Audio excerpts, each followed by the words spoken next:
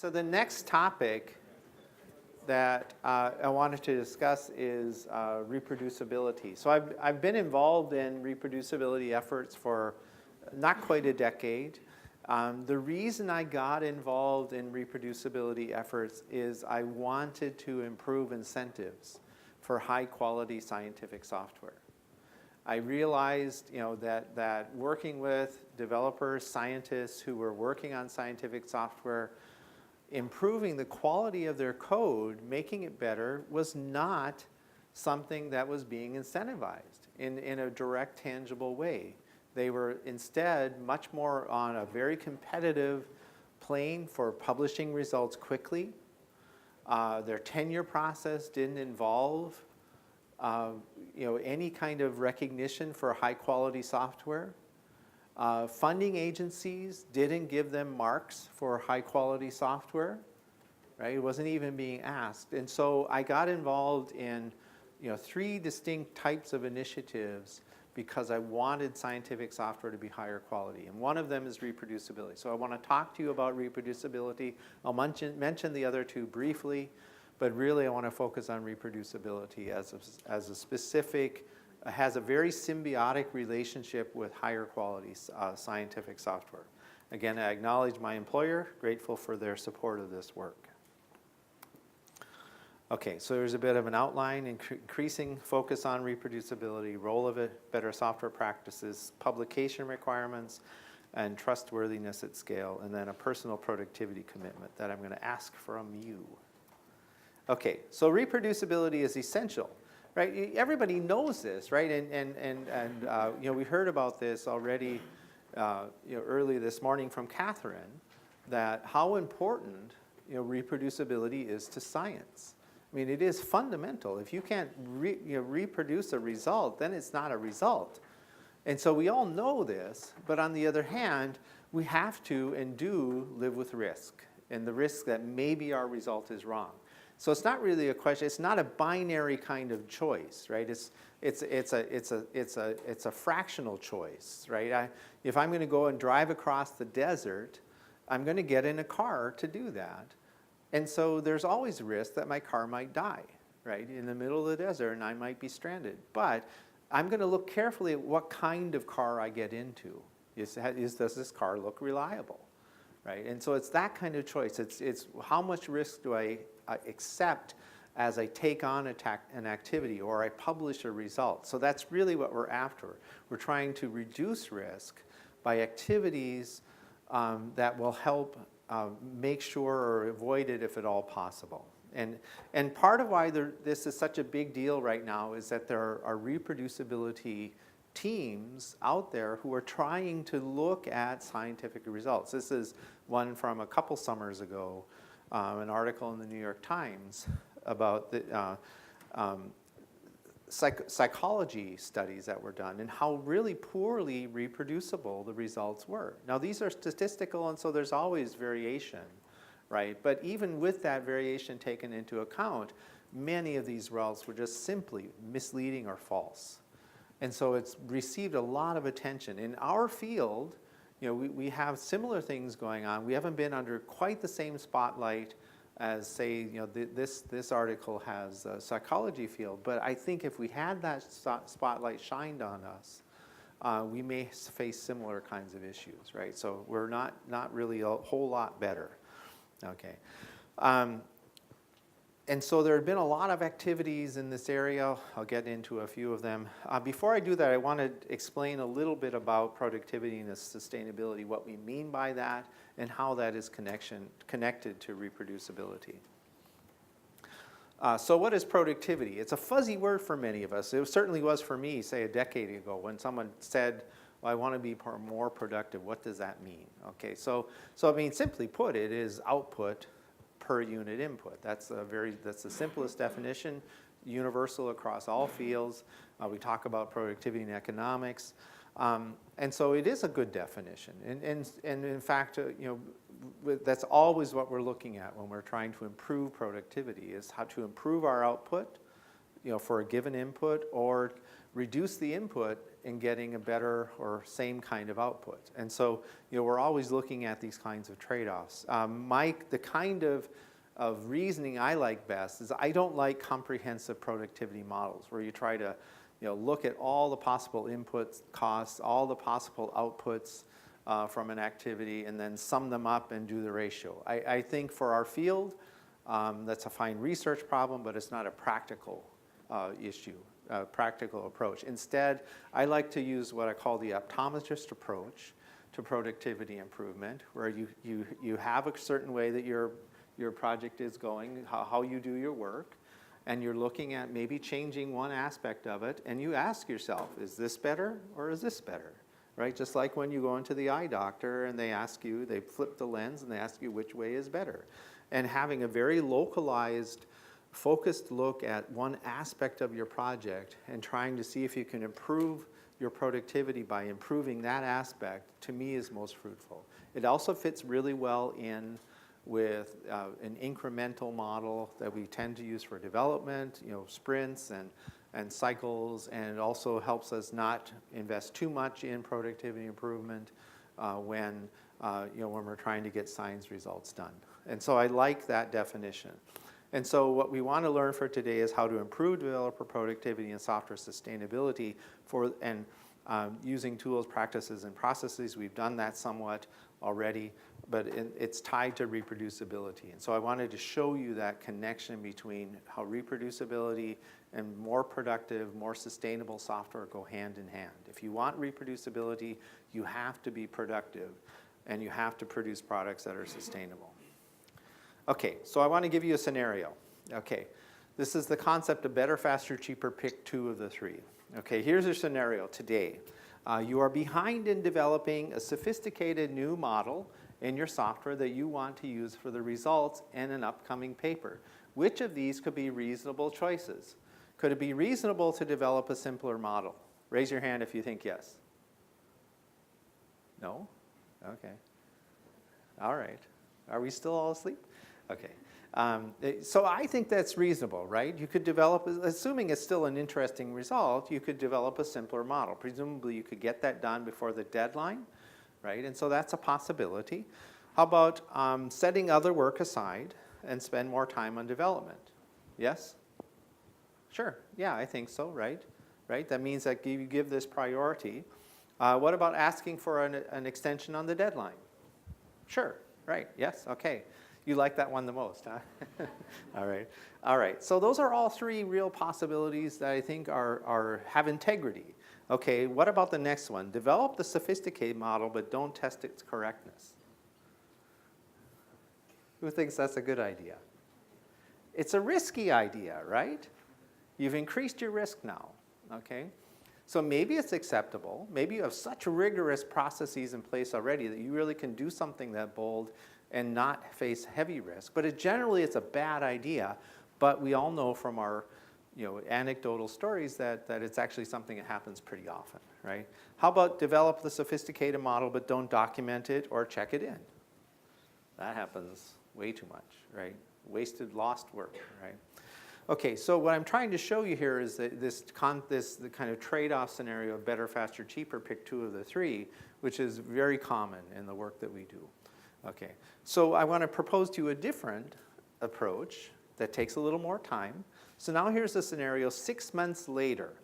So after investing in developer productivity improvements, you are on time in developing a sophisticated new model in your software that you want to use for results in an upcoming paper. So in other words, if you take a little time, shave off a little time and effort, and put it in and invest it in productivity improvements, you can actually get all 3. Right? That's the payoff that you get by investing in these capabilities. Okay? Improve sustainability. 3 years later, after investing in software sustainability improvements, you are on time in developing several sophisticated new models in your software that you want to use for results in upcoming papers. By investing in sustainability, again, a longer time span, right? Productivity can pay off sooner, but sustainability is something you won't see the real value from until later. But by doing that, you get really incredible leverage of your efforts. And so that's the payoff we have by focusing on productivity and sustainability. Okay, here's another question.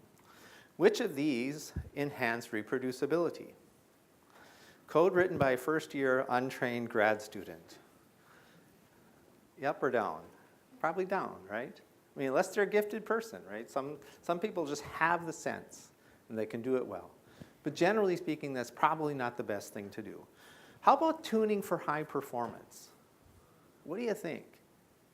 Is tuning for high performance better for reproducibility? I think that's right. In fact, there's a table in Steve McConnell's book, Code Complete, that shows 8 quality metrics and compared against each other. I didn't put it in, or maybe I should have, so he has eight of them across the top, the same 8 down the side, and then it's an up arrow if pursuing this quality metric improves the other 7. Okay, so there's quality, correctness, and efficiency, which is to us is high performance, right? So if you look at that, many of the quality metrics had a positive side effect on other quality metrics. Pursuing correctness, improved quality, other quality metrics. But if you looked at efficiency, it had an up arrow for itself, right, along that diagonal, but almost all the other areas were down, and there are a couple that were empty. So in other words, pursuing efficiency in your code actually reduces other quality metric values. And so we have to be careful. So that doesn't mean we shouldn't do high performance computing, but it means that when we do it, we should be careful. We should isolate where we do that kind of work and really have a thought ahead. Like Catherine said earlier this morning, that drilling down for a specific architecture has significant cost, and it's fine to do that. It's fine to absorb that cost, but we should be conscious about that cost. Okay. What about the third one, dynamic parallelism of modern processors? Does that help or hurt reproducibility? Negative, right? Dynamic parallelism, especially when you're working with floating point codes, and lack of associativity of addition in particular, multiplication too, but in particular addition,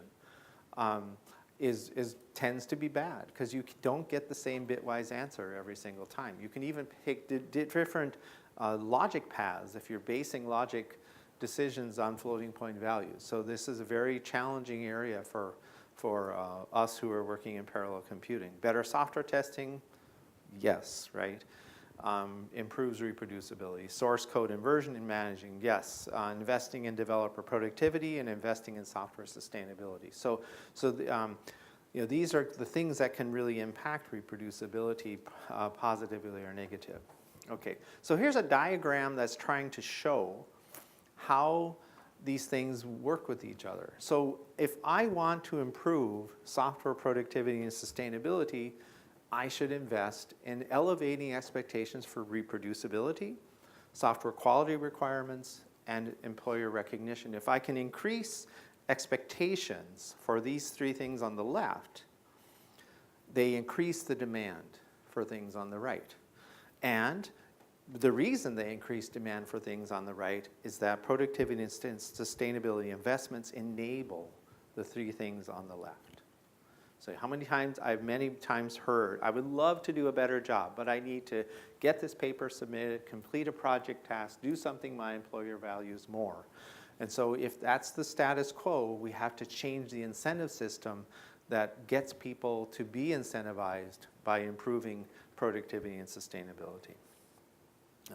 Okay, one little detail before I get into what we're doing in the publication area. So what I'm going to talk to you about now is work that we're doing with publishers to increase the incentives for reproducibility. But I first have to show you a little bit of taxonomy. We are in an interesting situation in our field where there are actually 2 competing taxonomies for reproducibility. And what we're doing in general in science is we're taking synonyms, right? Reproducible, replicable, reviewable, confirmable, auditable, right? And these are in some ways synonyms, right? And what we're trying to do is we're trying to give them more specific meanings so that we can talk at a deeper level as scientists about something that's replicable versus something that's reproducible or repeatable. And so what's happened then is and all communities are doing this. There's literature that goes all the way back in decades in economics where they're having the same conversations going on. But what's happening in our community right now is we actually have two competing taxonomies. And the really unfortunate part about that is one taxonomy defines reproducible and replicable one way, and the other taxonomy defines those terms in exactly the opposite way. Okay, so you can imagine the confusion when we start talking about reproducible and replicable when we have these two different taxonomies. In fact, I hosted a workshop just 2 weeks ago in DC, bringing the group of a dozen people together at NSF to talk about this specific issue, because we need to be, first of all, let people know that this is going on, so that when we have these two different taxonomies, the workshop report will describe exactly what's going on, but we also want to move toward some standardization of the terms, at least as they relate to computing. Okay, so anyway, so this is one of the taxonomies, and just to give you some sense of what we're talking about. Okay, so I became the editor-in-chief for Toms about 7 years ago.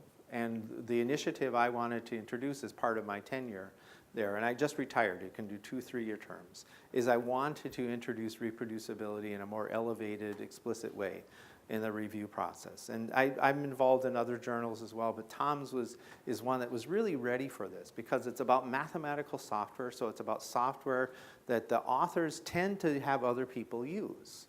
So it's like math libraries and things like that. So this audience, this group of authors, was probably more ready than many other people in scientific software to take that next step, to have their work be looked at and scrutinized at the level of software.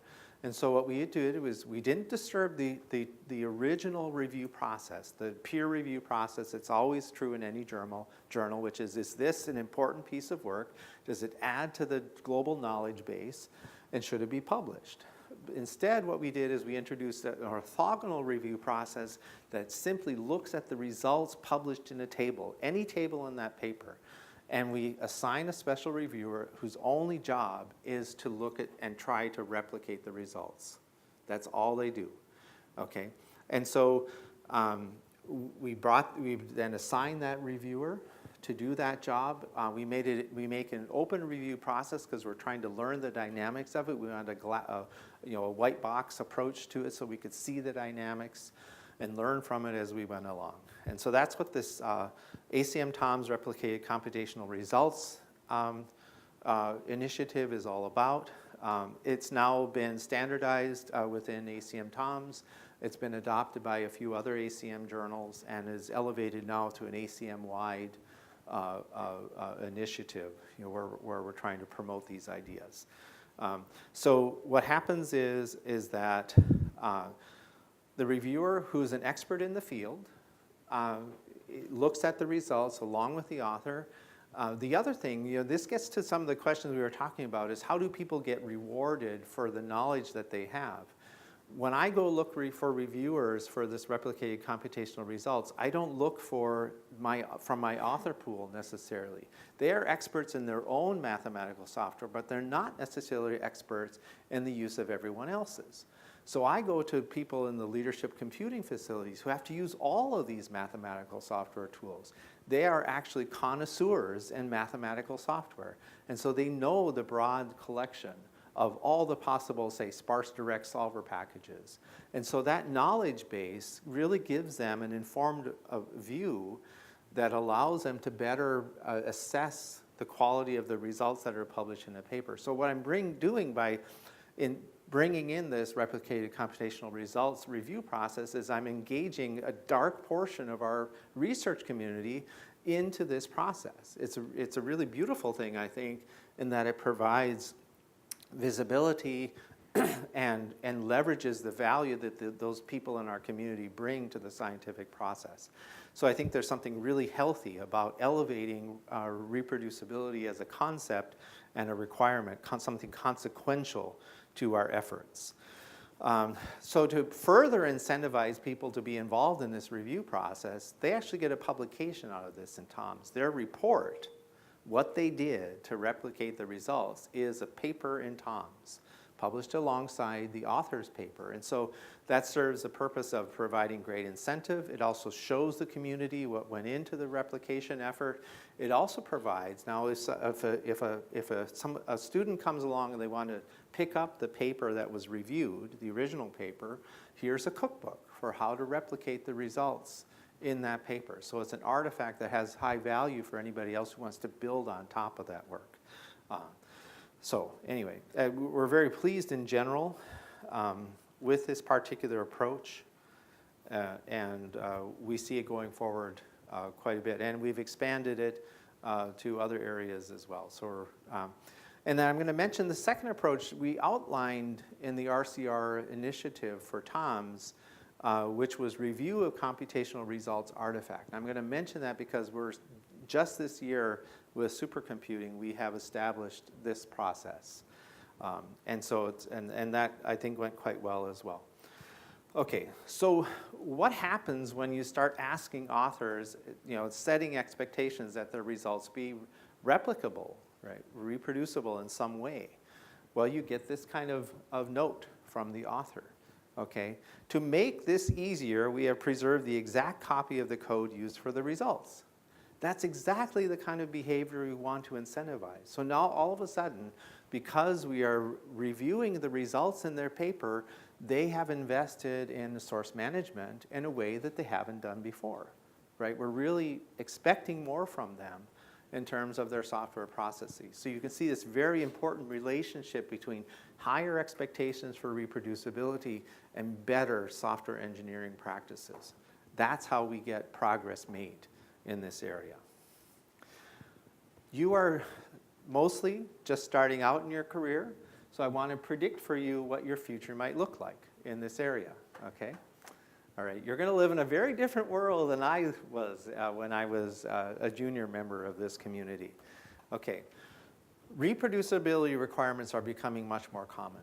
And so you'll see this in many of the conference proceedings, CGO, PPOP, PACT, RTSS, and supercomputing. There's a longer list in Gregory Furson's website. He has a nice web page on this. And so you're going to see that an emphasis on reproducibility will continue to increase for you as you go along. So get used to it. You come by being here, by learning better practices for how to develop and sustain software, you are preparing yourself for a future where you can handle reproducibility requirements, much more so than people who don't have this investment in best practices. For Supercomputing 2017, I was a co-chair with Anne Benoit, and we continued what's called the Artifact Description Appendix, which is essentially this schematic of what did you use to produce the results, what hardware environment, what software environment, what version of the software did you use. So a schematic of that. So we continued that. In fact, this year we made it required, a required appendix if you wanted to be considered for best paper or best student paper. And we had over half of the submissions submit this artifact description appendix. In addition to that, we introduced a second optional appendix called Computational Results Analysis. Okay, and supercomputing is a conference about large-scale systems, leadership platforms, or what I would more generally call boutique systems. These are systems that are one of a kind, hard to get access to, may disappear in a few years. In the case of, say, a prototype FPGA system, it may be gone the next day, right? So these are very specialized platforms that not anybody, just anybody can get access to. So we wanted to figure out, well, how can we better assure trustworthiness of scientific results when that platform that the results were run on may not be available in the future, and it's certainly probably not available to reviewers. So basically that means that anything you do has to be done upstream, right? It can't be done after the fact. You're done. Those results have been computed. They are done. You're never going to be able to repeat that experiment or have a reviewer repeat that experiment.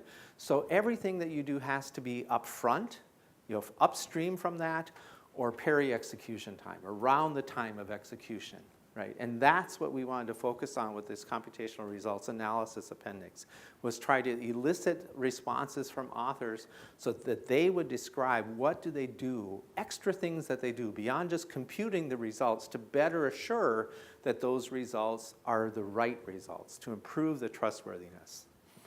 So that's about improving trustworthiness at scale. What to do if we can't rerun, cannot rerun? So that should be cannot. Okay. All right. So here's a scenario. You compute a Heroux calculation using 5 million core hours on Mira and submit your results for publication. During the review process, a reviewee questions the validity of your results. What options are feasible?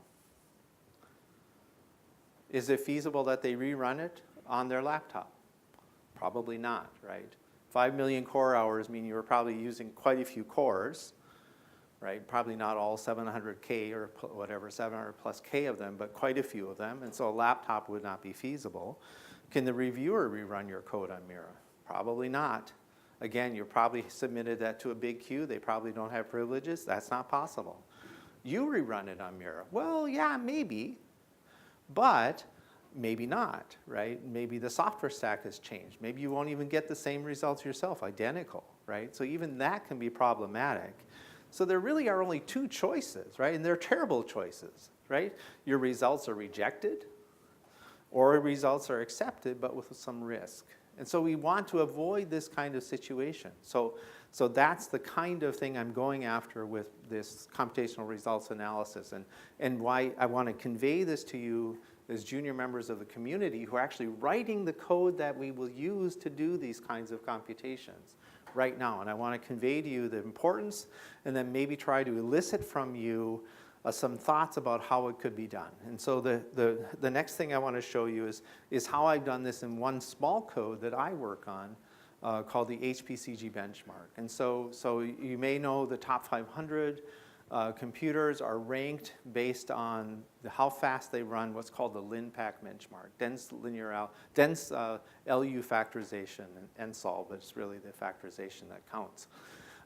In the recent years, I wrote a HPCG benchmark, which is being offered as an alternative or complementary benchmark to LinPack as a different way to rank those systems. And in fact, just at ISC 17 in Frankfurt in June, it was officially accepted as part of the top 500. And so you'll see the HPCG numbers for systems listed alongside their LinPack numbers. And so, but in the HPCG code, I put some thought into doing extra computations, extra interrogation of results, in part to keep the benchmarkers honest, right? Because the benchmarkers will try to cut corners where they can, and some of that is fine. We want them to optimize the code, but we want to do that optimization in a way that reflects the system performance, not the cleverness of the benchmarker. Okay, and so I put in special checks into this. And what I'm trying to use is my knowledge of the problem that I'm trying to solve to do extra computations that can be used then to improve the trustworthiness that the result that is being computed is actually the result that I want. And I looked at two basic things, eigenvalue clustering and operator symmetry. This is using my knowledge. And so let's take a look at symmetry. So if you have any linear operator, right, you can take a vector x transpose times ay, and then do the transpose of that and get back that y transpose a transpose of x, it will be equal. And so that's a generally true statement. But for a symmetric operator, a and a transpose are exactly the same. That's the definition of symmetry. And so I can replace a transpose with a on the right-hand side, and so now I know that x transpose ay is equal to y transpose ax for any vector, as long, and again, you have to be non-singular, but I know my operator is non-singular. And so in fact, I can know by computing those two quantities on either side of the equal sign, taking the difference, I should get 0 or something close to it in floating point arithmetic. And so I compute those operations in HPC as part of the run. Every time HPCG runs, this computation is performed, even though it has no connection to producing the results. And I look at the value that's produced, and if it's too big, the result is rejected. And by the way, I'm using the kernels because what I really do is I compute A times Y using a random vector Y, and then I take the dot product of AY, which is a vector, with X transpose. I'm using two of the kernels that HPCG relies on. This is Bars Matvec and the dot product. And I'm using those kernels. So whatever the vendor did to optimize those kernels is now being tested by my little computation. And it takes very little time to do this computation relative to other things, but it's a sanity check of what's going on. And here, I'm not going to go into details, but this is all the code that it took to produce this. This is available on GitHub. But just to show you how little code and how little computation time it takes to write something that interrogates the trustworthiness of your results, improves that trustworthiness. Here's another example, eigenvalue clustering. So the convergence of the conjugate gradient method is very tightly correlated to the number of distinct eigenvalues, not the multiplicity, but the number of distinct eigenvalues present in the linear operator. And so again, as part of the HPCG execution, I perturb the matrix, which is essentially a 27-point compact fourth order finite difference stencil. I perturb it and put very large values on the diagonal. And I make 9 of them distinct in the sense that they're 2 million, values of 2 million, 3 million, up to 9 million. And then I make the rest of them 1 million. So there are really only 10 distinct eigenvalues in this linear operator, even though when we run this thing on the largest supercomputers, you're now talking about billions of equations. Right? There's still only 10 distinct eigenvalues. And so I should see CG without preconditioning converge in about 11 iterations, regardless of the size. And so I can then run this, and again, very cheap to do. I run it both unpreconditioned, and then with preconditioning, I'm using an algebraic multigrid with Gauss-Seidel smoother, truncated algebraic multigrid, which scales the diagonal as part of its operations. And so there's only one distinct eigenvalue visible to CG in that case. And so it should converge in at most 2 iterations.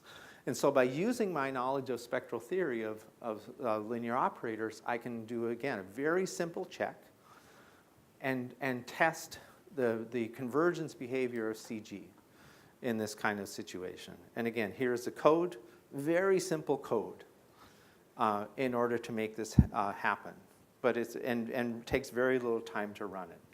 So I'm trying to show you 2 very concrete examples about how you yourself can introduce new ways of measuring the trustworthiness, improving the trustworthiness of your code by doing things upstream or peri-execution time to improve the trustworthiness, okay?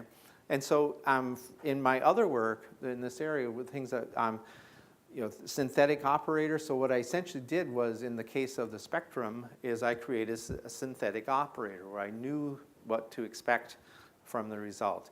You can look at rank, for example, iterative methods, like conjugate or like GMRes, handle rank in very specific ways. You can create a very small synthetic operator, pass it to the GMRes solver, and it should behave a certain way. If you pass a properly ordered tree, sparse matrix, where all the leaves are ordered first and then the branches down to the root, and you pass that to a sparse direct solver, there should be no fill. And so you can test that. These are all things that you can do to interrogate in very special ways the behavior of your software. And so what we're trying to do with the Computational Results Analysis Initiative is to get people to think about these kinds of add-on interrogations of their computations in ways that improve trustworthiness of results. I know good practitioners do this all the time, so I'm not saying that people don't do this. But what we're all, in addition to incentivizing people who don't do it to be more creative and do more of it, we're also giving people who do this already the venue and the visibility for the good work that they do. And so we're trying to couple this kind of reproducibility with the publication system to incentivize and give visibility to people who do this kind of work. And so I'd be curious, just off the top of your head, I would love to hear if you have ideas yourself, other than the things I have listed here, of things you've done or the things that you might do, you could do, based on, say, your area of science. Yeah. So in sensitivity analysis, I review a lot of papers with discrete adjoints. If they don't show me complex variable form of that stuff out to double precision accuracy, I reject the paper. All right, very good. Great example, yeah. So now you just heard that if you want your paper accepted, you have to do what he just said. Other ideas? Think of things that are, invariants, right? A really good source of and I don't think I have this listed here. Oh yeah, I do. Preconditions, postconditions, and invariants. I mean, this can be done at the loop level. It can be done at the physics level, right? Think of the properties of your problem that you know to be true, okay? You wouldn't compute them because they're not really needed, right? They're not required for you to produce the result, but they interrogate whether the result is what you thought it would be. I mean, what Catherine said, is 1 + 1 really 2? It's a form of verification, right? Okay, maybe I won't get answers out of you, but that's fine. Yeah, please.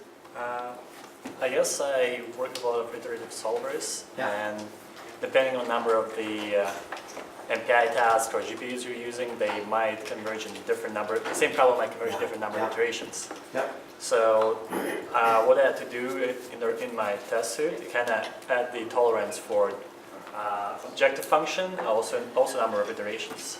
Very good. Very good. Yeah. Yeah. That's excellent. Yeah. Thank you. All right. Let's move on. I just want to briefly mention that there's also an increasing growth in what I broadly call executable papers, where a lot of conferences and journals the artifact that you supply to them is a PDF. Maybe you provide the LaTeX source so they could regenerate it, but really what you deliver is a PDF. We're exploring possibilities, and some people are doing this in rigorous ways already, of the package that you deliver to the conference or the publication venue is a complete executable environment, where not only do you generate the PDF from LaTeX source, but you actually run, say in a Docker container, everything from using the initial input data, compiling and running the code and generating the results, putting those into a table, and then generating the PDF, right? And that's what you give to the review committee who's trying to review your work. And we want to make that more automated. It's not time to standardize. There are lots of tools out there trying to do this kind of effort. I just mentioned one because we worked a little bit with him, but just so you give a concrete instance, Popper is one, CodeOcean is another one where we looked at, and these are executable environments where you can actually, in some instances, play around with the parameters and see, do real-time sensitivity, to parameters and things like that. But this is something else where you will start to see an increase in what publishers and conferences in particular will accept and eventually expect from authors. And so that's something else that investing in really pays off. Again, you can't do everything in these contained environments, but you can do a lot of things, and so it's worth it. Also, containers are becoming part of the software stack even for supercomputers. So you're seeing Shifter is a product that's used, Singularity is another one that have supercomputing applications, and the base input for these environments is a Docker container. And so you can see investing in containers can really pay off. I use containers. We use it for Trilinos. We now have one for the XSDK. My student just yesterday published a container or a Docker image for this collection of Hyper, PETSI, SuperLU, and Trilinos. And so we're making progress in this direction. All right, so just again to put that on your radar. Okay, I think this is the last thing that I want to talk to you about. It's a personal call to best practices. All right. All right, this is me quoting me, so I don't know if I put my name underneath the quote, but I don't know, maybe, okay. So show me the person making the most commits on an undisciplined software project, and I will show you the person who is injecting the most technical debt. Okay. You may be involved, and you yourself might be proud of how many commits you make to your GitLab or GitHub or Bitbucket project. And certainly you can take some pride in those contributions. But I think that on an unhealthy project where there's not enough context injected also with the code change, like Alicia showed, the comment that GitHub comment that had, or Git comment that had only one line, very vague, right? That's technical debt. We don't know exactly what you did. So if we want to find out later, because maybe it introduced a regression, we have to go and look. That's a tremendous amount of effort, right? And so the person who's doing that kind of commit day after day after day is injecting tremendous technical debt into the project, right? And we really have to beware of those kinds of activities and behaviors. So instead, my suggestion to you is look at other ways. And you can get access to all of this stuff, for example, in GitHub. You can find this kind of data out. It's not displayed front and center like the number of commit, the commit activity is. But who writes up requirements analysis and design, even if it's simple? Who writes good GitHub issues and tracks their progress? Who comments on tests and accepts pull requests, right? Who provides good wiki, GitHub pages, contents, and responds to user issues? These are other measures that I think are far more valuable in the long run than the number of commits that you make. So my exhortation to you is that you become a person who's good at in these metrics more than the first one. Okay? And then the last thing, and I brought some along with me, maybe not enough for everybody, but if there isn't one left and you want one, just let me know. I'm happy to send one to you. I had a very nice personally written letter sent to me by a student one time and requesting one of these cards and sent me a self-addressed stamped envelope, to put it in. It was very nice. And so I sent him two, even though he asked for one. All right. So anyway, I'm trying to look for the developers on teams that I lead. How can I, because it's not just about organization and structure. We really have to call out the best in each person on a team. And so I was looking for a way to do that. And always in my head, it came down to these 4 basic items. And I call it productivity plus. But so my intent is that this is a little refrigerator magnet. Okay, most of you have metal shelves, probably in your office or something metal nearby. And what I told my development team is put this, scans your screen, right next to your screen, so that when you got your cup of coffee, you chatted a little bit. Now you're going to sit down and do your work. I want you to look at this card and ask yourself the 4 questions. Is my work traceable? By traceable, I mean, is what I'm going to do traceable back to a requirement, a fundamental thing that I think is really important to do? Right? That's what traceability is in software engineering. Is it in progress? So if you're using Kanban, that means, is it something I'm intending to do right now? Or is it something that someone just called me about, they think it's urgent, so I'm going to help them out? Well, maybe you have to do that, but it should be a conscious choice, not just because they called you and got a hold of you, even though you should be doing something more important. The third thing is it sustainable? Am I putting the amount of extra effort into my coding, my documentation, or other artifacts so that this piece of code will be sustainable for the expected lifespan? And then the 4th thing is my work improved. Have I done anything in the past month or 6 months, by reading or by watching or listening to something that makes me a better scientific software developer? And so I ask them to put this up on their shelves and take a look at this every time they sit down to do their work and ask themselves these 4 questions. And in the spirit of good versioning, these cards are versioned. This is version 1.3. Okay, version 1.0 was a printing error. I had to throw the whole batch away. Version 1.1 was good. It was reasonable. But then I realized, if I put a QR code on here, that would bring them to this web page and where they could read about all the details. So version 1.2 was the QR code. And then version 1.3, someone taught me how to do a better job at reducing the kind of scattering of the pixels. And so this is a little cleaner version of it. But anyway, I've got a stack of them here. If you want one, you are free to take one. All right, let's sum up. So reproducibility demands are coming. You can expect in your lifetime, I certainly hope that's the case, I am trying to be a part of that, as other people are, to make reproducibility highly valued, because I think that's the only way we can improve science and improve the investment that needs to be done in better productivity and sustainability of our software.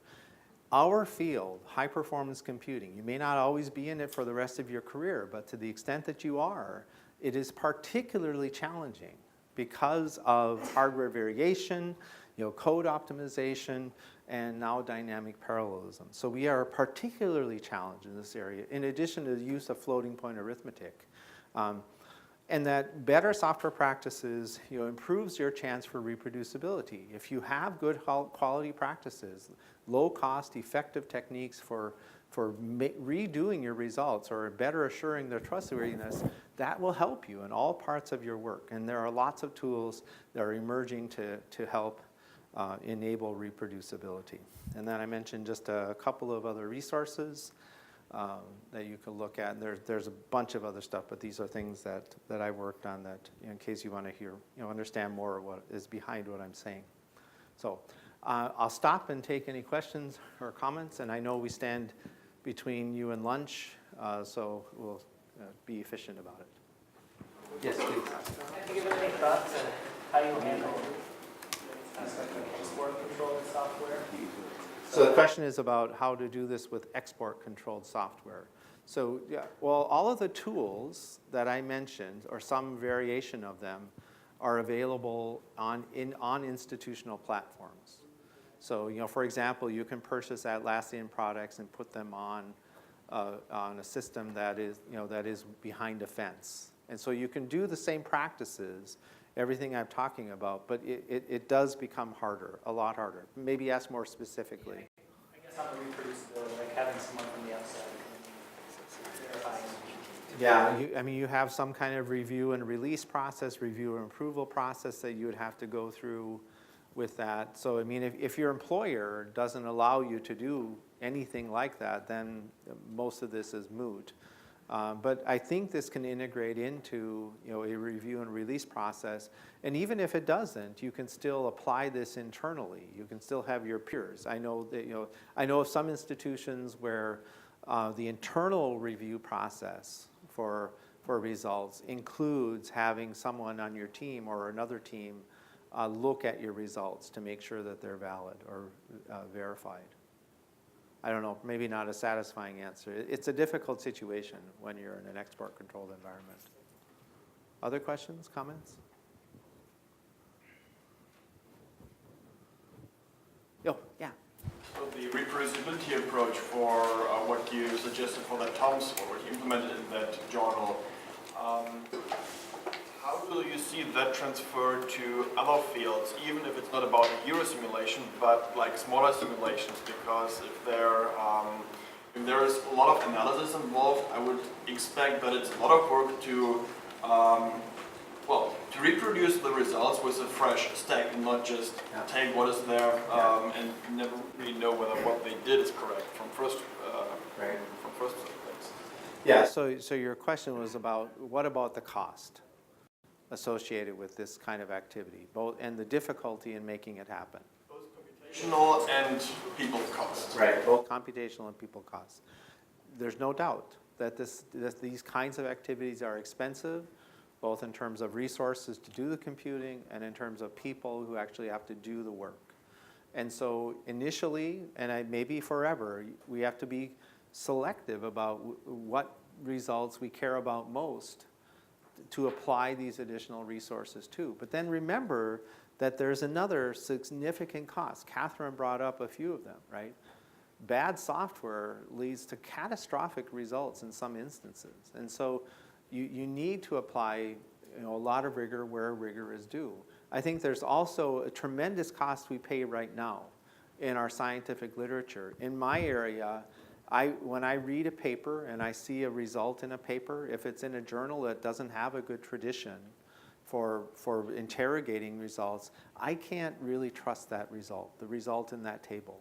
Instead, what I do is I look across a collection of papers, and if they are all getting similar kinds of trends in the results, then I can start to trust that. But now look at the cost associated with that. I now have maybe 3, 4, 5 papers that had to be written, the results had to be computed for it in order for me to start getting any real sense of trust in the results of that one paper, the first one that I read. And so, yes, there's cost associated with this extra emphasis on reproducibility, but there are also costs associated with not doing it. And so we need to try to understand then where the balance goes and how much to expect. But I think right now we're far to this endpoint where we don't do enough, and the balanced cost is too high. Does that help? Go ahead.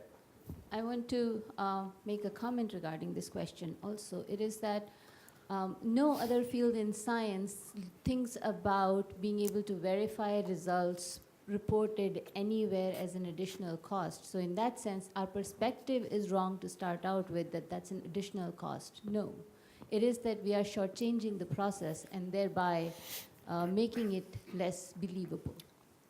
And I would add to it, I asked a colleague who's an experimentalist about this a few years ago, and that person said that computing, modeling and simulation is now penetrating the experimental area where they're using more computing, and they're actually becoming less rigorous about their verification. So not only are we polluting our own area, but we're polluting experimental areas by our relaxed practices. Okay, well, I think it's lunchtime, so I thank you for your attention.